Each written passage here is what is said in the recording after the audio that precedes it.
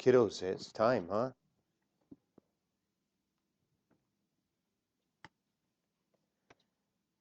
Bob and Tammy are in Africa. Mom and Dad are in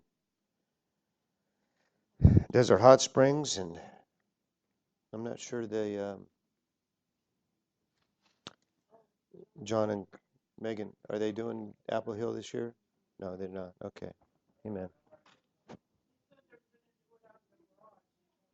Yeah, it's a lot of time out of your life when they did it at Apple Hill because you're there every day and being a part of that.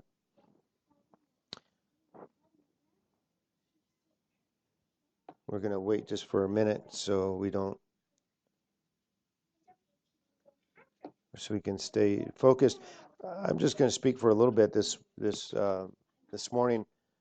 The power of a life. Don't discard or don't discredit your life. If I would ask you to look back over your life and tell me what you thought, sometimes some people would go to the negative of their life and things that they have regrets on and things that didn't happen or whatever else, or things that you did that you shouldn't have done. But I want to this morning take it the other route and say the power of a life. Don't discredit the power of your life up to this point. That if you were to pass away today and this was your last day, don't discredit the impact that you've had on others. I read something this week that I couldn't get away from it. It kept on coming back into my mind, and it disrupted my mind this week in a good way.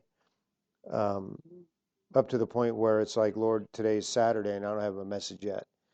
And I've got something that's continually going back over my mind all week long, and it's like, okay, so that's the message. I was going to have Julie come up and read this, but if you don't mind, I'll just read it because it's what you wrote, and it's what you wrote on this last week in your bulletins that you get in your emails. And so hopefully you read it, and if you didn't, you get to hear it now. Have you ever wondered about your life?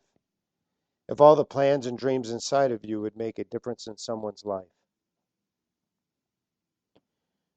Did you ever consider that in just one day your life would affect many? Can you imagine the impact of one selfless act that you'd perform would bring comfort and strength to people in the midst of life and death? Last Saturday, I watched a documentary about the Titanic. It really impacted me. It concentrated on the aftermath of the tragedy of the people that were on the ship. There were 3,300 people on board, and that includes the 900 crew members as well. The number of survivors varies from 701 to 713 people. It's said that even if all the lifeboats were filled to capacity during an emergency, there were available seats for only 1/3 of those on board. A scene in the original old black and white Titanic film still resonates in my memory. The elegant ship slowly sinking as deck chairs and people begin to lose their footing. Fear and panic amongst the people. Imaginable anguish as people begin pushing and pressing toward the lifeboats. Children crying, couples embracing, saying their painful goodbyes as the women and the children are positioned to be the first to board a lifeboat and escape a certain death.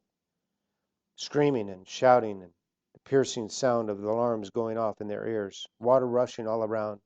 Death is making its entrance. There is no way out, nowhere to run for safety. But wait, in the midst of the hellish atmosphere, a sound comes forth, a familiar sound, possibly to some. I remember this poignant piece in the film. An orchestra is positioned amongst the frightened passengers. In the midst of tragedy, they begin to play and bring comfort and peace to people. It is said that the music they played was a hymn entitled, Nearer My God to Thee. This to me has always been the most crucial part of the movie, of this story. These orchestra players playing fearlessly, peacefully, unselfishly. Death would come for them. Their skills and all the years of practice and preparation would culminate into this one moment of their lives. They were born for this moment and would die for this moment. Right now, my heart is worked. Right now, my heart has worked its way up to my throat as I remember watching this sacrificial act. And this is where Jock Hume fits in, a 20-year-old young man, a violinist who just began his career and many hopes and aspirations. When they found his body, the funeral director guessed his age of 27 years.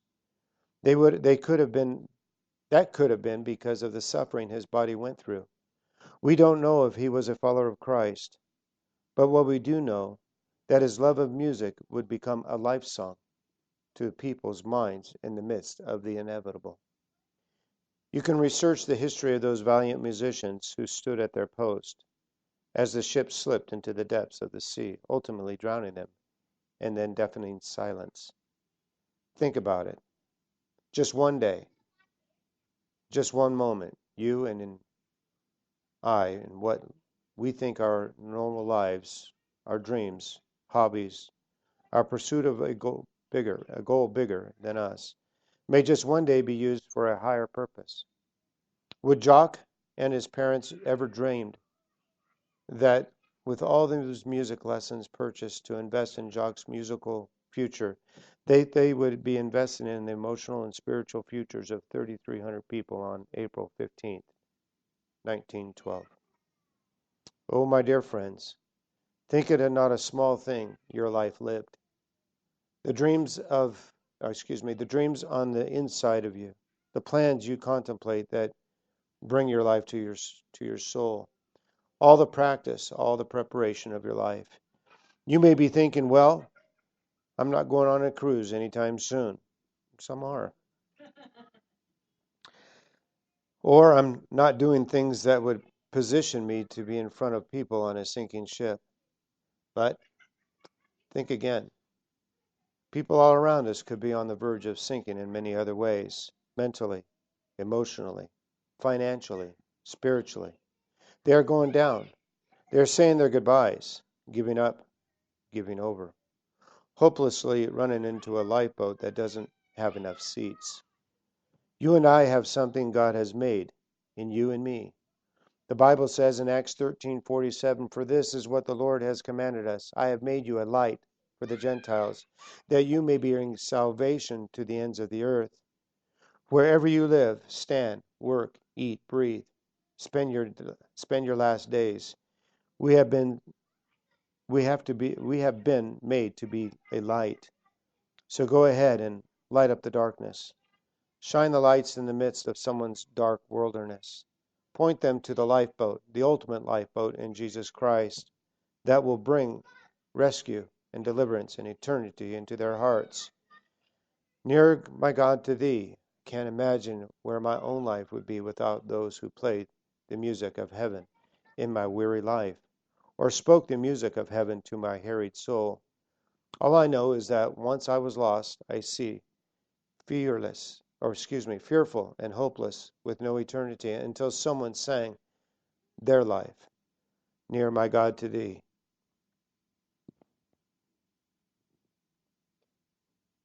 Thank you, Jock Hume. Thank you to all who unselfishly live and die to bring salvation to all the ends of the earth, with much gratitude. And then there's a picture of him playing. Couldn't get that out of my head all week and thought about it. And until this morning, or even last night, I began to play in my mind what I wanted to share. And this morning, putting it down on tablet. I thought about three lives that they're really not like a Paul. They're not a Peter. They're not a James, and they're not a John. They're not even a Philip. But three lives that are just kind of like in the midst of the story, God's story, that spoke and still speak. And so the first one is found in First Chronicles. First Chronicles, he's just positioned there in the midst of, in the chronology of names and peoples and families, with names and peoples there, and it's like they just had to stop. And in chapter 4, it positions him with what, 2 verses, and it's kind of funny because it's like, wow, the narrative. He had to stop, and I wanted to tell you about this person. His name is Jabez. And so if I start from verse 6, you kind of get the flavor in First Chronicles 4. If I start in 6, Nara bore him Azumim, Epher, Timeni, and then the H word name, Atari. Yeah, that's close. These were the sons of Nara. The sons of Hela were Zereth and Zohar and Ethon. And Kaz begot Amib. I didn't practice this beforehand. I wouldn't have made a difference. Zobaba and the families of Ariel, the son of Haram. That's an easy one. But then in verse 9, now Jabez was more honorable than his brothers, and his mother called him his name Jabez, saying, because I bore you in pain. You caused me pain, kid. And Jabez called on the God of Israel, saying, oh, that you would bless me indeed, and you would enlarge my territory, that your hand would be with me, and that you would keep me from evil, that I may not cause pain. I'm reminded of the pain that I have caused, and so therefore I prayed, keep me from evil, that I would not cause pain. So God granted him what he requested. And then in verse 11 it goes on, Chaleb, the brother of begot Mer, and was the father of Eshton. In the midst of who begot who, there is the man Jabez. Jabez. What we know about him is just simple. He was faithful. He walked upright before the Lord. He was more honorable. He lived a more honorable life than and greater than his brothers. He did better. He was a great man. He'd probably be like Job, just a great man. He prays a 4-part prayer. And it says that at the end that God granted him what he requested. Crazy thing is we don't really know what he was asking for, or what was it that he was it money, or was it wisdom? Was he a governor and needed wisdom on how to govern the people? What was it? We don't know, but what we do know is that he prayed that God would pour out his treasure chest of heaven, and whatever it is, Lord, pour it out. And that you would increase our territory. You would increase the influence. And that your power, your right hand of power would be upon us. The power of God would overwhelm us. The power of God would see us to bigger things than we can even imagine of what we can do, because it is by your power. Man has some abilities, but God, it's got to go beyond my abilities. It's got to be your power upon us, and then keep us from evil. And it's funny that in people that have read this over this verse here, these 2 verses, over thousands of years have prayed that 4-part prayer and have seen God answer that prayer because of one man and one man's life dared to live better than those that were around him. He rose to the top. Millions of people have been pressing into the Lord, living an honorable Christian life, praying this 4-part prayer because of Jabez's life. A couple verses in the midst of a boring read, if you will. A man born giving his mother much pain in birth, and yet touching billions and billions of life from this day, from that day, from his day into this day. Jabez. I don't know about you, but I've been praying the prayer of Jabez over this church, that God would bless us indeed. And Lord, however that looks to you. Financially, amen. Numerically, amen. Spiritually, oh please, more than anything else. Absolutely. Number one, increase our influence. Increase it. And we don't do anything without the power of God upon us. Most of us would draw back if He showed us the plans and the plan and the purpose. But I want to say this, that it's not getting to that point of grandeur. It's just the process of life, living it faithfully. I want to say about these three people that I'm talking about. They just lived in the process of life.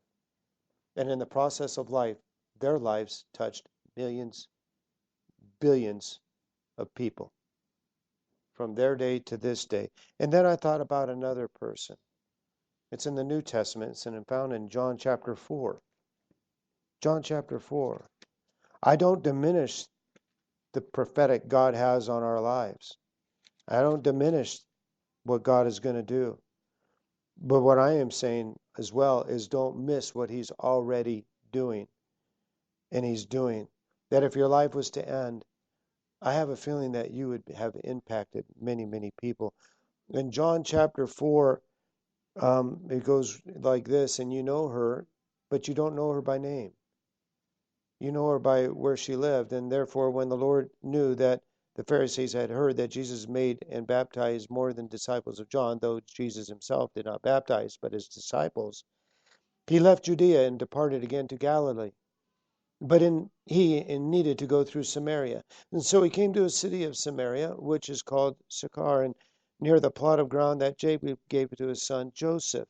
Now Jacob's well was there, and Jesus therefore, being wearied from his journey, sat thus by the well. It is about the 6th hour. A woman of Samaria came to draw water. Jesus said to her, "Give me drink. Give me a drink." For his disciples had gone away into the city to buy food. Then the woman of Samaria said to him, "How is it that you, being a Jew, ask a drink from me, a Samaritan woman?" Not only a Samaritan, but a Samaritan woman, for Jews have no dealings with Samaritans.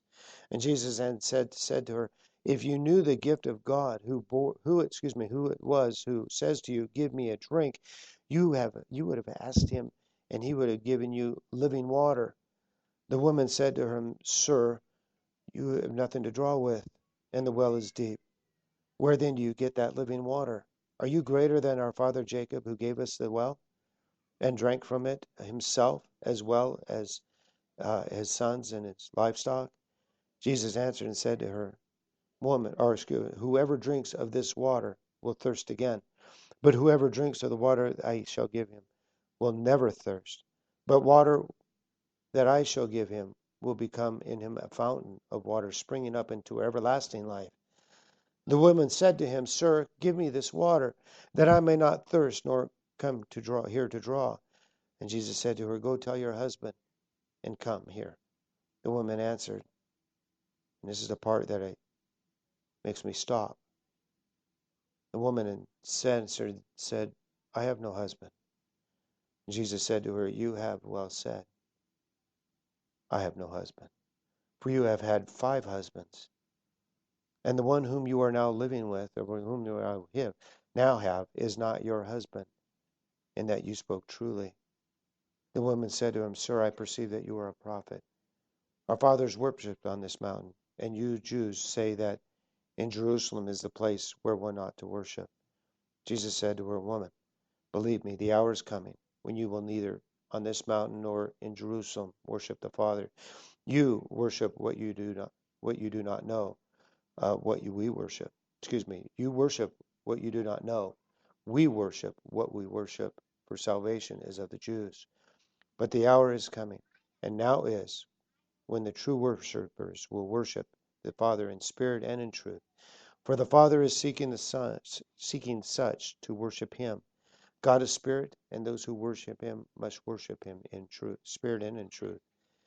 The woman said to him, "I know that the Messiah is coming, who is called the Christ. When he comes, he will tell us all things." Jesus said to her, "I who speak to you am he." Verse 28. The woman then left her water pot, went her way into the city, and said to the men, "Come and see the man who told me all things I have ever did. Could this be the Christ?" They all went out of the city to him. The woman at the well,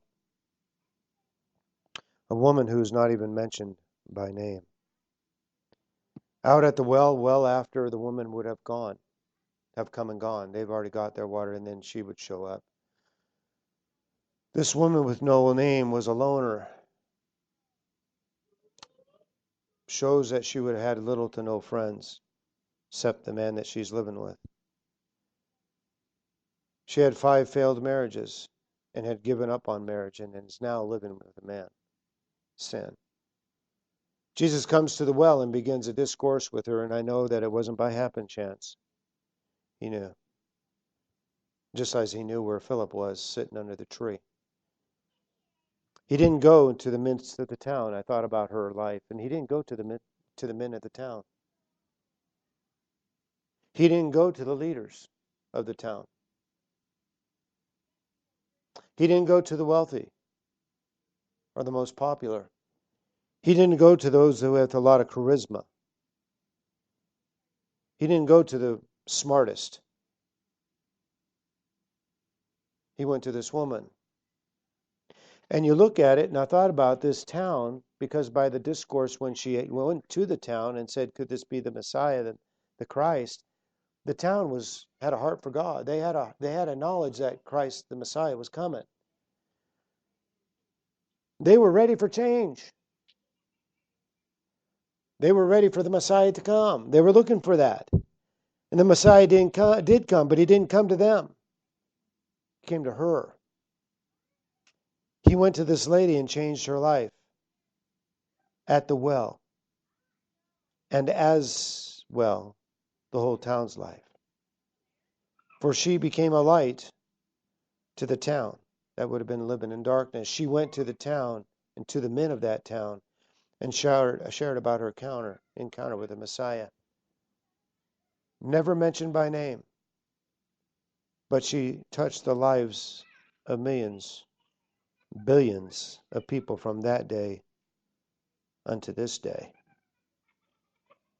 For her life speaks that God will even go to the lowliest, the loneliest, to the shipwrecks, to those who have lived and have failed and are living a life of failure even now. That a life is no far down that God wouldn't bring them back up. And that others may have looked on her with disgust or don't want to be her friend. And yet the most important, the creator of the earth, heavens and the earth, and the creator of all mankind came down to be her friend and to lift her up. She was his rescue. She had a rescue story, as the song sung. And then I thought about another person back into the Old Testament, Rahab. I thought about Rahab. I thought about her story. Joshua chapter 2. I'm not going to read it. You know her well enough, as you have the other two. But she was a harlot, prostitute. She lived a life of disgrace. She's an outcast to the women of the city. Used by men, but would never be looked after or be cared for by man or woman. You would have to think, and somebody in that position, as I think about her life, I would have to think that she'd have had to been emotionally scarred. I wonder what brought her to that place. I wonder what brought her to that place where that's the best that she thought she could be. That was her, ended up being her go-to. How you have to be so far down in the self-esteemed category that you would sell your body to others in order to live. What happened to you, Rahab? What abuse have you had to endure that you would go into such a place? And yet what's neat is that God directed 2 spies to her house. They didn't go to her house to have sex. They went to her house. God sent them to her house. God had to know something in that woman that was worth rescuing. There was something in that person that had a value where it caused the creator of the universe to use her in the way he did. She was faithful. She didn't let God down. God knew. He's sovereign. He knew what she was going to do. And she was faithful to help out the spies and not blow their cover. She helped them to escape because of her. Because of her faithful act. Her whole household, her bloodline family were saved. The walls came tumbling down, but those that were with her in that place were saved. Her life, millions and billions of people who have read her story, who felt the same worthlessness of her life, felt the way she felt, and yet if God was able to save her, they reached out to God in hope, and He answered their cry. Millions and billions of people's lives saved because of this one person found in Joshua chapter 2, who all she did was save and protect 2 lives. And isn't it something she's mentioned in the lineage of Christ? She's related to Boaz. Solomon in 1:5 of Matthew, and she's mentioned there. Solomon begot Boaz by Rahab. Doesn't that put it as Boaz's mom? So I want to say this in closing. Short sermon. It's a miracle. Please, never underestimate what God can do through your life and the life of others, living in the process and being faithful to Him. Living in the process. I can look at each one of you and I could say how you have touched each one of you, and I won't do it because I know it embarrasses you. But I can say to each one of you, there is a page, if not a paragraph, or if not a chapter or paragraph, page, or chapter, or book that I can write about the lives you touched and my life that you have touched, each and every one of you, just by living in the process of life. Don't underestimate your story, because God will use you in your story. Worship team.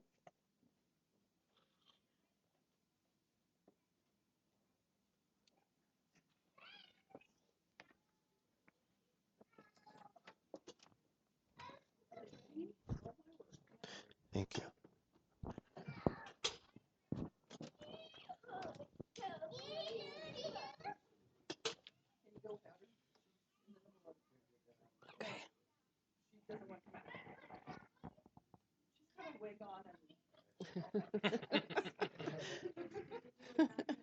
She's leaving a mark.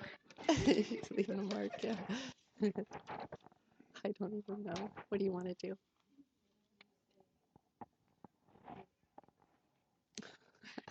You pick.